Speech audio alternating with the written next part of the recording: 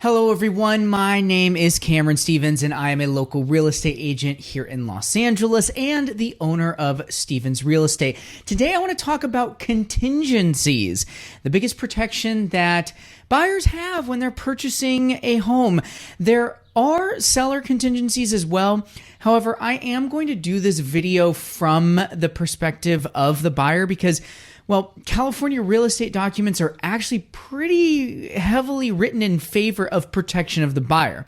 So, once the seller accepts an offer, basically they have to go through with the sale of the home unless the buyer does something that puts them in breach of contract. But the buyers, they have lots of different types of contingencies that at various stages of the process, they can actually say, nope, I'm declining to purchase this property, and they'll actually get their deposit back in full, no questions asked.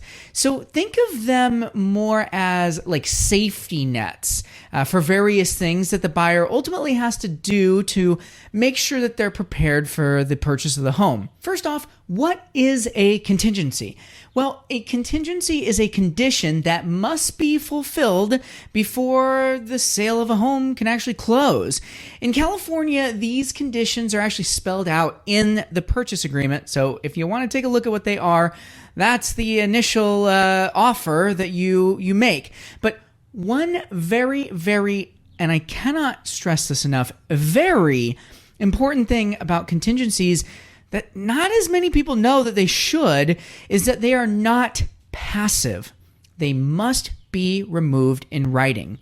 That means that, whatever time periods you've set aside for each contingency, no matter what they are, nothing happens when you reach that day or the day after or the day after that or the day after that, unless you remove your contingencies in writing. Now, if you do happen to go past your time period for, say, a given contingency, the seller can issue you what's called a notice to perform, which means you have 2 days to either remove or exercise that given contingency if you are past the removal date. But you'll never get hit with a situation where it's like, whoops, someone forgot about, removing the contingency and we're past the time and so it just kind of disappears. Nope. Not possible, no matter what is written in the contract. Like I said, buyers are very, very protected with the way that California real estate documents are written, and you have to remove a contingency in writing. Okay, so let's talk about the contingencies themselves. So real estate contingencies typically fall under 3 major categories. I call them the big 3.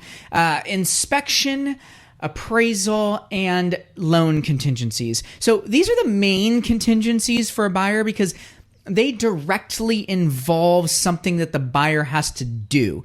There are other contingencies. Most of the other contingencies, they fall under this umbrella of disclosures and reports, basically, which are things that the seller has to deliver the buyer to review.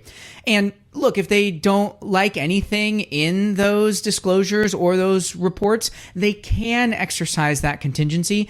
But there's nothing really in those realms that buyers need to do on their end besides read and understand the information. Great, so let's start with the big 3 then, and I'll get into the other ones later.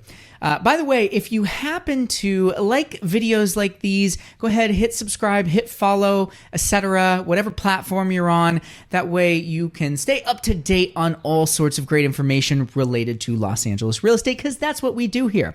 Okay, so let's start with the inspection contingency. Now, sometimes this is called the due diligence or investigation period.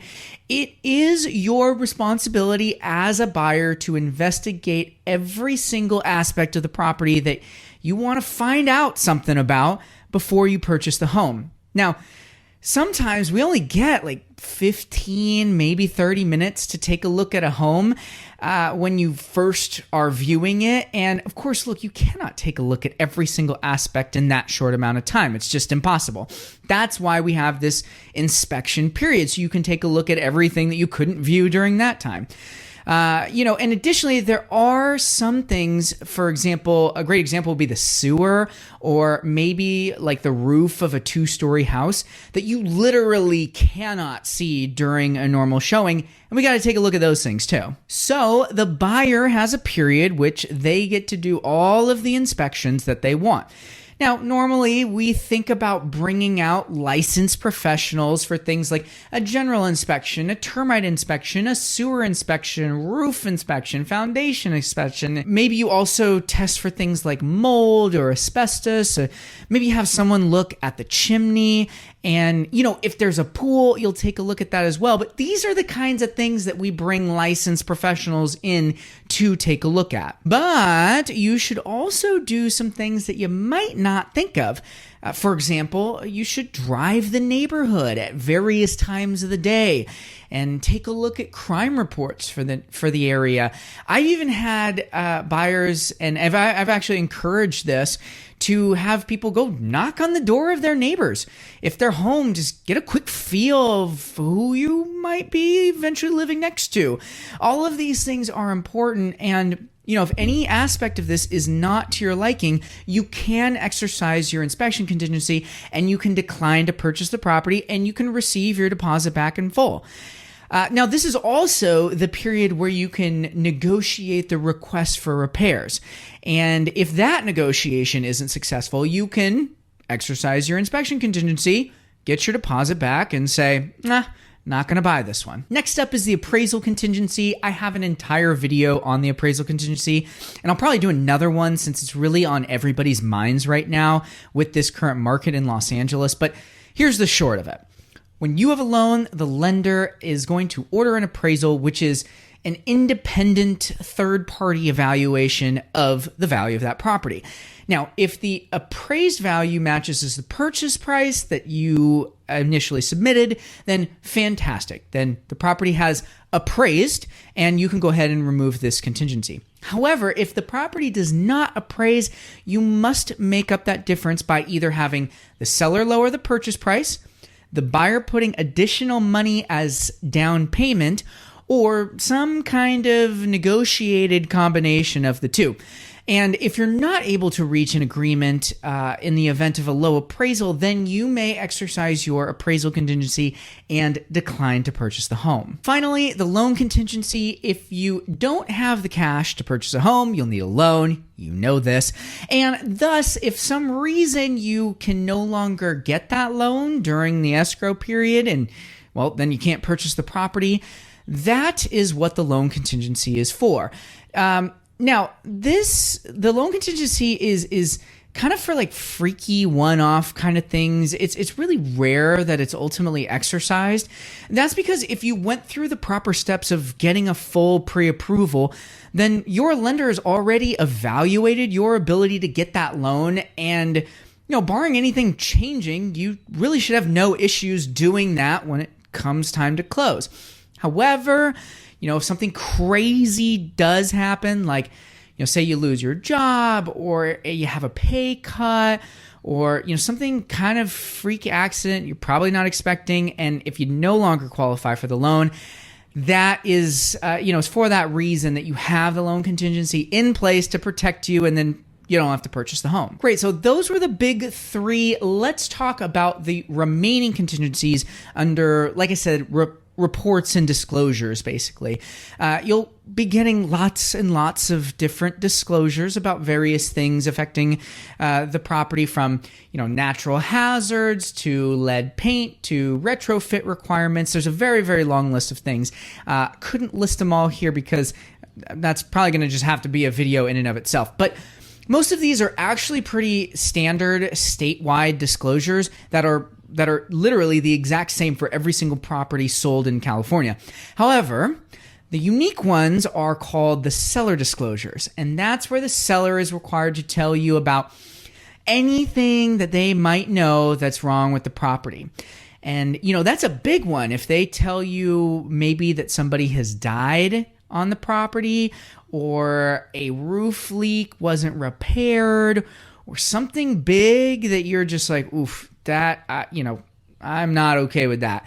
you can go ahead, you can back out, you can get your deposit back. Additionally, if you're buying a condo or a townhome, the seller actually will pay for you to get all of the HOA documents. And that's everything from the CC&Rs, which are basically the rules and regulations for the complex, to like the meeting minutes and even financials for the HOA. And if you don't like anything in there as well, maybe the HOA doesn't have enough money in reserves, or they don't allow pets and you've got a dog, well, you can back out as well. There are also contingencies for the preliminary title report, which shows like ownership chain, and it also shows easements. It's kind of one of the big things. If you do spot any like easements that you're not okay with, you can back out as well. However, you can't actually purchase the property without the seller delivering a clean title, so that's not something to be as concerned with. Finally, you could have the sale of a buyer's property, which can become a contingency if you need to sell a home to buy this one. But in our market of Los Angeles, it's very, very rarely used. I've never seen it happen. Sellers just usually don't accept offers from buyers that need to sell a home because generally there's enough buyer demand to not have to take that risk and not get tied up with somebody else's other sale that may or may not go through. Now, at a certain point in the transaction, usually around the 17 to 21 day mark, you as the buyer will remove all of your contingencies. The seller wants to make sure that everything that needs to happen will happen so that you can close on the home. And you removing your contingencies basically says, yes, indeed, I am moving forward. I'm going to close on this home and purchase it no matter what. And at this point, this is the point, and it's the only point at which the buyer could be in danger of losing their deposit. So if you've removed all your contingencies and you happen to have a change of heart, if you decide not to buy the home, it's quite likely that the seller will keep your deposit, which is usually 3% of the purchase price. So that's why I always have a talk with my buyers before we remove that very last contingency and say, are you totally, completely, 100% sure you want to buy this house? Because it's basically the point of no return without some kind of penalty. But hey, usually at this point, the buyers are happy with the house, the price, the state of the house as well, and they're excited that they get to remove their final contingencies and wrap everything up so they can get what they really want, which is those keys. So that's a little bit about contingencies in the state of California. One cool thing about contingencies, actually, again, being very heavily in favor of buyers, is that if something comes up that is unforeseen by the buyer and not disclosed by the seller, usually some type of very abnormal situation, if it is a material fact that could affect the buyer's decision as to whether or not they want to purchase the home, an additional contingency is actually created for that particular thing, even if you've removed all your contingencies. For example, if you are non-contingent and somehow you find out that the HOA for the condo that you're purchasing has pending litigation, and that was not disclosed up front and you didn't find out about it from the HOA documents, then actually an additional 3 days contingency is created for that very specific issue. And you can either remove that and move forward, or you get to back out. But of course, that is only for things that are unforeseen or haven't been disclosed up to that point. Okay, there you have it. Thanks so much for watching. I really hope you learned something about contingencies. And if you did, be sure to like, subscribe, follow. If you found this valuable, I'd really actually appreciate it if you could share this video with somebody that might benefit from connecting with me. It's super simple. And on my website, there's actually a button to book a consultation. It connects directly to my calendar. So if they're interested in connecting, or if you're interested in connecting, that's a great way to do it. Now, at Stevens Real Estate, we offer a few value-adding programs for both buyers and sellers that really no one else is offering. For buyers, we put together a full marketing plan that paints you as the right buyer for your dream home. We can even help recommend local lenders that will fit your financing situation, even if you're freelance. And do not worry about those inspections. we've got you covered. They're free, all of them. That's right, no questions asked. And if you're looking to sell your home, we offer the ability to remodel now and pay when you sell with zero fees, no interest, no upfront costs, no hidden this, that, and the other thing. And you just pay it ultimately when you sell. Plus, we pay for all of the aspects of digital marketing, from photography and drone footage and videography and 3D walkthrough and virtual open houses and social media campaign and custom website and targeted emails and more. So thank you guys so much for watching. And if you're not watching this on your phone, you can go ahead and pop open your phone and you'll scan this QR code. It'll take you directly to my website where you can book a consultation or you can learn more. Otherwise, there should be a link down there somewhere where you can also click to go to my website and learn more. Thanks for watching.